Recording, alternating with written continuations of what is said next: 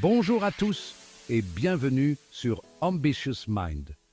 Si vous êtes du genre à procrastiner ou à avoir l'impression de toujours être en retard sur vos objectifs, vous n'êtes pas seul. On est tous passés par là. Remettre des tâches à plus tard, scroller sans fin sur nos téléphones ou attendre le bon moment pour commencer. Mais voilà le problème. La procrastination n'est pas qu'une habitude inoffensive. C'est un saboteur sournois qui vous maintient dans l'inaction, vous vole votre temps et vous prive des choses incroyables que vous êtes capable d'accomplir. Dans la vidéo d'aujourd'hui, je vais partager avec vous 8 stratégies qui ont fait leurs preuves, celles que j'ai moi-même utilisées et que j'ai partagées avec d'innombrables personnes, pour vous aider à vaincre la procrastination une fois pour toutes et à faire exploser votre productivité. Alors, allons-y.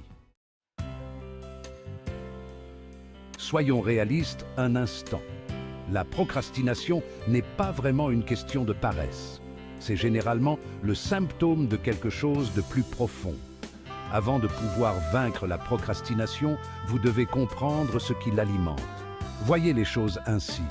La procrastination est un messager qui essaie de vous dire quelque chose.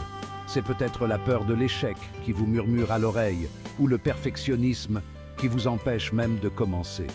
C'est peut-être le sentiment d'être dépassé par l'ampleur d'une tâche ou tout simplement de ne pas savoir par où commencer. Prenez un instant pour attraper un carnet. Oui, sérieusement, tout de suite. Et notez les tâches que vous avez remises à plus tard. À côté de chacune d'elles, notez la première chose qui vous vient à l'esprit lorsque vous vous demandez « Pourquoi est-ce que je remets cela à plus tard ?»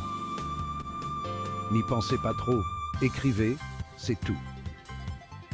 Une fois que vous avez identifié la cause profonde de votre procrastination, vous pouvez commencer à trouver des moyens d'y remédier. S'il s'agit de la peur, vous devrez peut-être diviser la tâche en étapes plus petites et moins intimidantes. N'oubliez pas que la prise de conscience est la première étape du changement. L'une des principales raisons pour lesquelles nous procrastinons est que notre cerveau est dépassé par l'ampleur de la tâche. On regarde le tableau d'ensemble, cela nous semble trop intimidant, alors on abandonne. C'est là que le fait de décomposer les choses entre en jeu. C'est comme escalader une montagne. Essayer de la gravir d'un seul coup serait épuisant et probablement impossible. Mais si vous la divisez en sections plus petites et plus faciles à gérer, le camp de base, le camp 1, le camp 2, cela semble soudainement faisable. Au lieu de vous concentrer sur l'ensemble qui vous submerge, divisez-le en petites étapes. Au lieu de rédiger un rapport, votre première étape pourrait être créer un nouveau document et lui donner un titre. Chaque petit pas que vous faites crée une dynamique et un sentiment d'accomplissement. Et sans vous en rendre compte, vous vous retrouverez au sommet de cette montagne, émerveillé par ce que vous avez accompli. On est tous passés par là. Fixer une tâche du regard, sentir cette résistance familière s'installer. Votre cerveau se met à trouver des excuses. « Je n'ai pas le temps tout de suite. Je le ferai plus tard. » Ou ma préférée, « Je travaille mieux sous pression. » Cela vous semble familier? Voilà le secret. Votre cerveau vous ment. Il essaie de vous maintenir dans votre zone de confort, même si cette zone de confort est remplie de stress et de surmenage. Mais j'ai un outil simple qui vous aidera à déjouer votre cerveau et à vous libérer de l'emprise de la procrastination. La règle des 5 minutes. Voici comment cela fonctionne. Réglez un minuteur sur 5 minutes seulement et engagez-vous à travailler sur la tâche que vous évitez depuis un certain temps. C'est tout. Pas de pression pour finir, pas de pression pour être parfaite. Juste 5 minutes d'action concentrée. Une fois que vous aurez surmonté cette résistance initiale et que vous aurez pris un peu d'élan, vous aurez souvent envie de continuer. La règle des 5 minutes est un moyen puissant de pousser votre cerveau à agir et de vous prouver à vous-même que vous êtes capable de faire plus que vous ne le pensez. Soyons réalistes. Nous vivons dans un monde saturé de distractions. Entre les notifications incessantes de nos téléphones et le défilement sans fin des réseaux sociaux, il n'est pas étonnant que nous ayons du mal à rester concentrés. Mais voilà le problème. Les distractions sont des tueurs de productivité. Elles fragmentent notre attention, nous empêchent de nous concentrer et drainent notre énergie mentale. Mais la bonne nouvelle, c'est que vous avez plus de contrôle sur votre environnement que vous ne le pensez. Il est temps de créer une zone sans distraction, une forteresse de la concentration, si vous voulez, où vous pourrez faire avancer les choses. Commencez par identifier vos principales distractions. Est-ce votre téléphone, les réseaux sociaux, les notifications par email? Une fois que vous connaissez vos faiblesses, vous pouvez commencer à les éliminer. Mettez votre téléphone en mode avion, désactivez les notifications ou utilisez des bloqueurs de sites web pour vous empêcher de consulter ces sites web tentants. Pensez à créer un espace de travail dédié, même s'il ne s'agit que d'un coin de la table de votre cuisine où vous n'allez que pour travailler. Lorsque vous entrez dans cet espace, votre cerveau sait qu'il est temps de se concentrer. Débarquez votre espace de travail de tout ce qui pourrait vous distraire et personnalisez-le avec des objets qui vous inspirent et vous mettent dans un état d'esprit productif. Quelques plantes, un tableau de visualisation ou même une simple bougie apaisante peuvent faire toute la différence. Avez-vous déjà remarqué à quel point il est plus facile de travailler dans un espace propre et organisé? Il y a une raison à cela. Notre environnement joue un rôle énorme dans notre niveau de productivité. Lorsque votre environnement est chaotique, votre esprit a tendance à suivre. Mais lorsque vous créez un espace conçu pour la concentration et l'efficacité, vous mettez toutes les chances de votre côté. Imaginez, vous n'essaieriez pas de cuisiner un repas gastronomique dans une cuisine sale et désorganisée, n'est-ce pas? Alors pourquoi traiter votre espace de travail différemment? Commencez par désencombrer votre espace de travail. Débarrassez-vous de tout ce dont vous n'avez pas besoin, classez les papiers et donnez à chaque chose une place précise. Un bureau propre est synonyme d'esprit clair. Ensuite, pensez à l'éclairage de votre espace de travail. La lumière naturelle est la meilleure. Alors, si possible, installez votre espace de travail près d'une fenêtre. Si vous devez utiliser une lumière artificielle, optez pour des ampoules lumineuses au ton froid qui imitent la lumière naturelle. Ajoutez un peu de verdure. Les plantes ne font pas qu'égayer un espace. Elles améliorent également la qualité de l'air, ce qui peut améliorer votre humeur et votre concentration.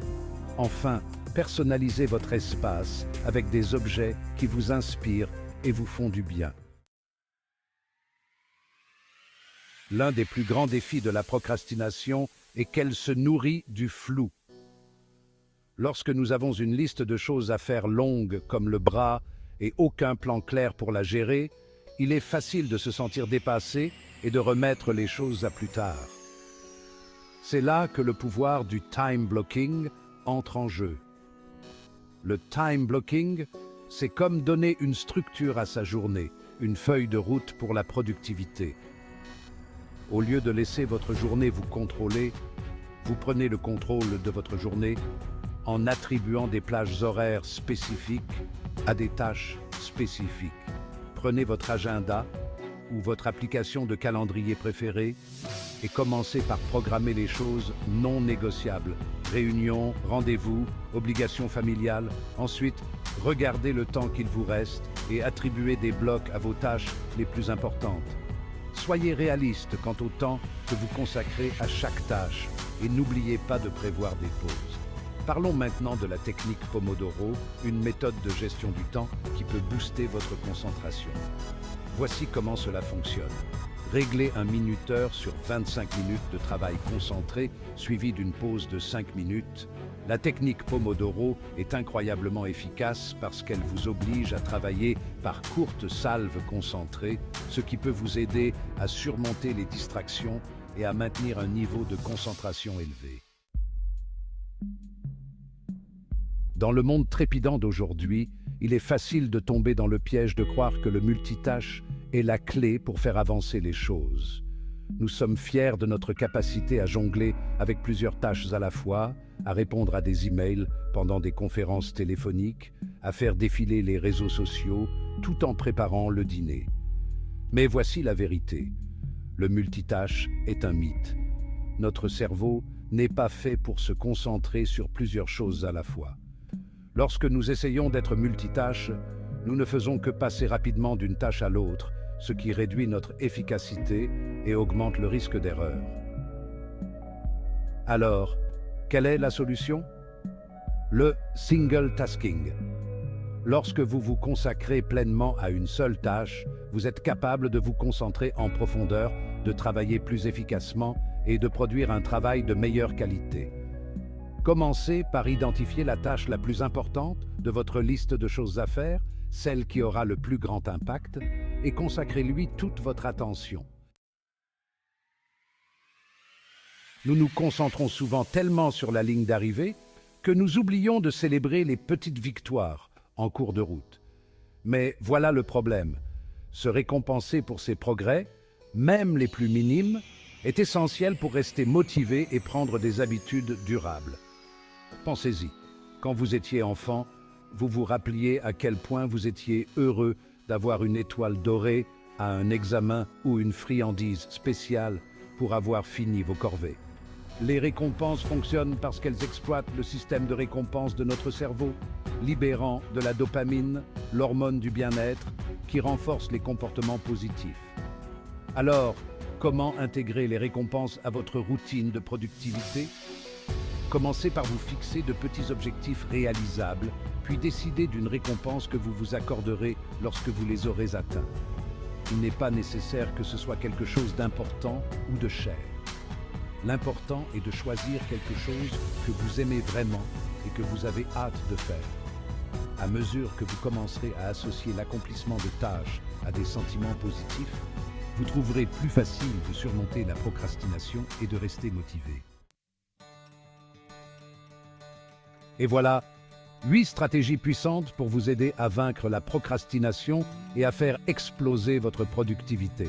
N'oubliez pas que la procrastination n'est pas un état permanent. C'est juste une habitude que vous pouvez perdre avec les bons outils et le bon état d'esprit.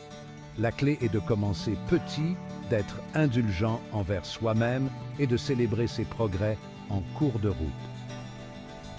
Si vous avez trouvé ces conseils utiles, n'oubliez pas de cliquer sur le bouton « J'aime » et de vous abonner à la chaîne pour plus de vidéos sur la productivité, le développement personnel et l'état d'esprit. Merci de votre attention et à bientôt dans une prochaine vidéo. Restez ambitieux et productifs.